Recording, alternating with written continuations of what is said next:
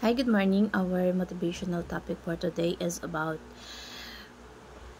why people follow you, or as a leader, paano ka ba sinusunod ng taong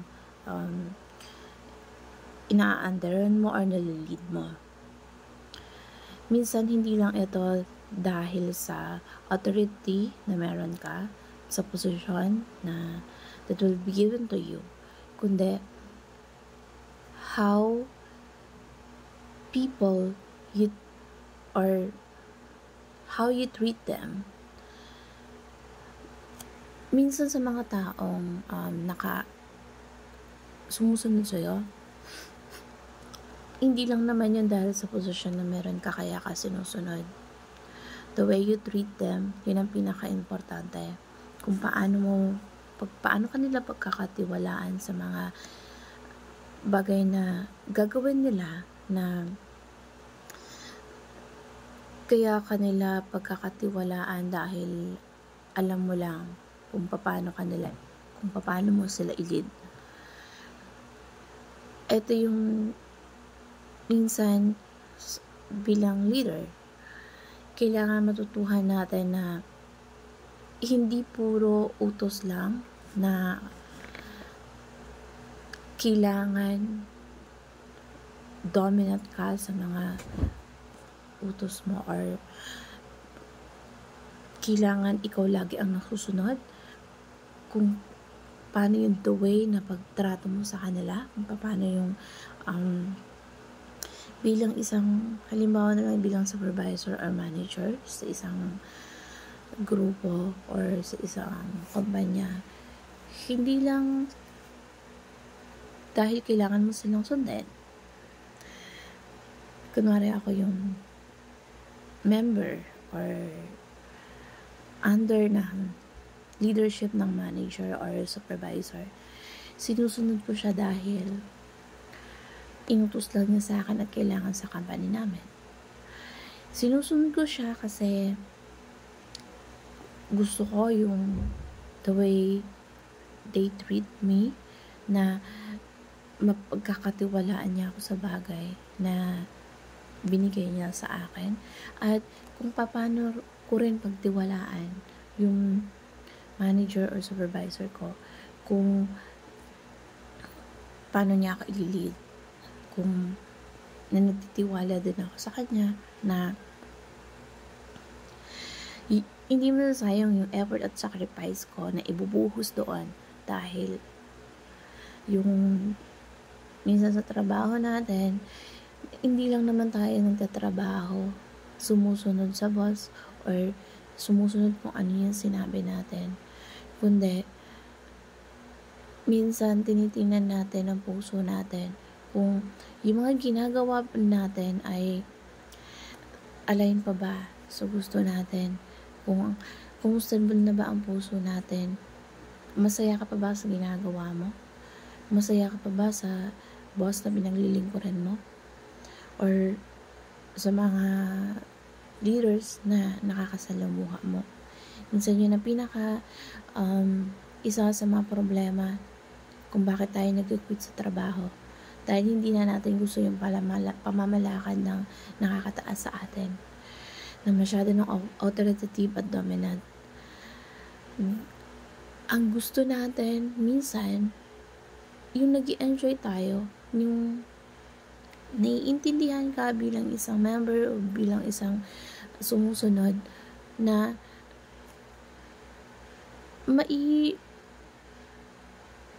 hindi lang puro dahil sundin ka dapat, nakarapat dapat kang sundin as a leader, kundi maramdaman mo yung mga pinapasunod mo. As a leader, kailangan maramdaman ng miyembro mo na katiwala ka sa mga bagay na pinapapalo mo sa kanila, or katiwala ka bilang isang leader sa mga nililid mo. Ayaw natin na ginagawa natin yung isang bagay dahil napupush lang tayo. Ayaw din natin minsan na puro utos na lang, at minsan yun ang nagiging nakakabigat sa pakiramdam na parang hindi ka napapakinggan sa side mo. Kasi as a leader, kailangan nakikinig ka rin sa kung ano man yung mga pwedeng suggestions ng bawat miyembro. Hindi lang sa kung ano lang ang gusto mo dahil yun ang ibinaba sa'yo or according lang sa position mo. Dapat magkaroon din tayo ng heart, or as a leader kailangan may pagpapakumbaba din. Hindi pwede na yung member lang or you're under ang pwedeng sumunod, or pwedeng ang marinig lang ay ang side mo, or kailangan yung miyembro mo lang ay kailangan sumunod. Kundi lahat kayo as a team magtulungan kung ano yung kung ano yung makakaganda sa mga ginagawa nyo. At every member pwedeng mag-suggest kung ano yung ikabubuti ng mga execution na kailangan yung gawin.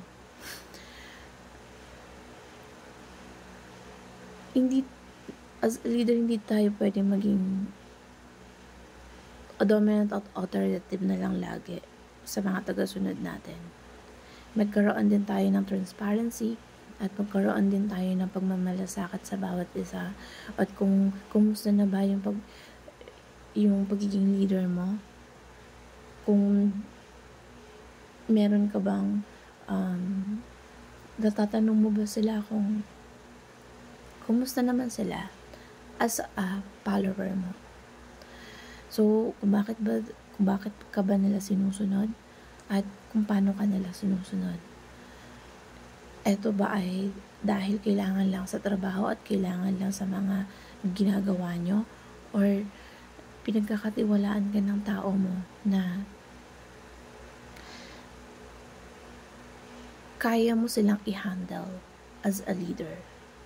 So, paano ka nga ba nila sinusunod? It's because of your authority and your positions, or dahil alam nila na may puso ka din as a leader, as kailangan sa isang team, hindi lang pwede na dahil sumunod ka dapat, kundi isiset mo yung puso mo kung paano ka din susundin ng mga tagasunod mo.